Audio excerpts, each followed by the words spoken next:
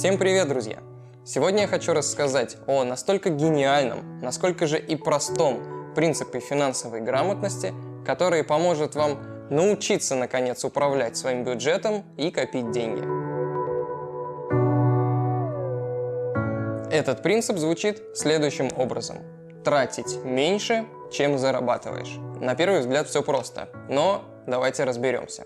Во-первых, разумеется, само собой, нужно отказаться от долгов и кредитов. Долги и кредиты – это не только грубейшее нарушение базового принципа, когда ты начинаешь тратить больше, чем можешь себе позволить, но и прямая дорога к финансовому рабству. Я сам кредитами не пользуюсь принципиально и достаточно давно.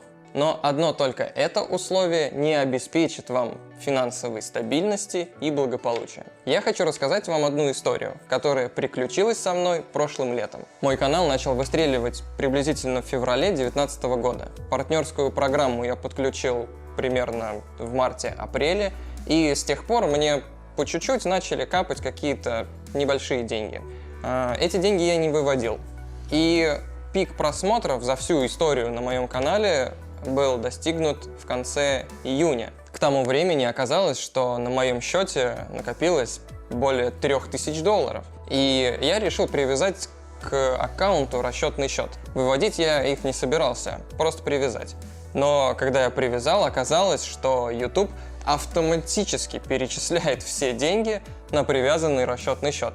Таким образом, мне довольно внезапно упало порядка 200 тысяч. При том, что я тогда продал еще кое-какую технику, плюс персональные тренировки. В итоге у меня получилось 1300 свободного кэша. И к концу лета, через 2 месяца, я все эти деньги потратил. На что я их потратил?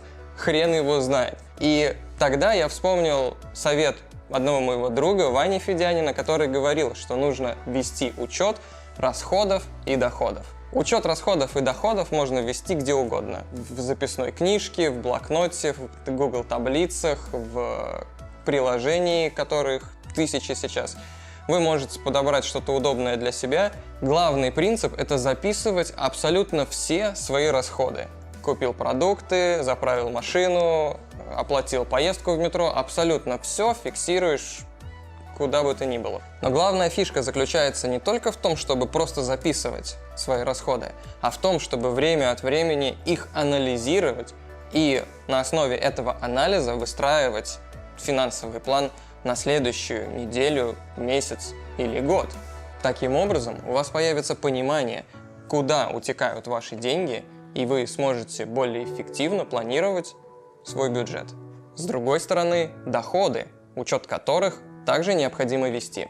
Конечно, если вы работаете за зарплату и это ваш единственный источник доходов, то тут все понятно. Но если вы когда-нибудь планируете обрести финансовую независимость и начать трудиться на самого себя, то это также абсолютно необходимый пункт. У меня сейчас доходы состоят из множества разных источников. Это персональные тренировки, партнерская программа YouTube, прямая реклама, доходы от магазина, донаты от подписчиков и что еще? А еще нам выплачивают небольшое пособие на ребенка от государства. Это тоже нужно учитывать. В общем, иногда оказывается, что ты направляешь большую часть своей энергии и получаешь вот такой выхлоп. И какое-то отдельное направление, куда ты вкладываешь совсем чуть-чуть, оказывается, приносит тебе больше всего прибыли.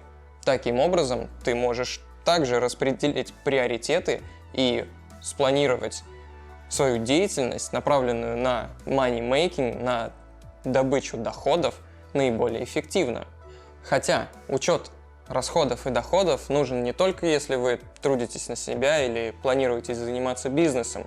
В первую очередь это необходимо для учета личных финансов. Именно учет личных финансов и экстраполируется потом на финансовое планирование бизнеса или организации. И теперь самый главный лайфхак. Как в итоге сделать так, чтобы расходов было меньше, чем доходов? Откладывайте сразу. То есть, как только вы получили какой-то доход, неважно, заработали или продали что-то, сразу же отложите какую-то часть, 10, 20, 30%, а потом тратьте все остальное. Отложенные деньги вы можете инвестировать в акции, в криптовалюту или просто положить под матрас. В любом случае отложите, чтобы у вас был финансовый резерв, потому что жизнь есть жизнь, всякое случается, и непредвиденные расходы рано или поздно обязательно вас застанут.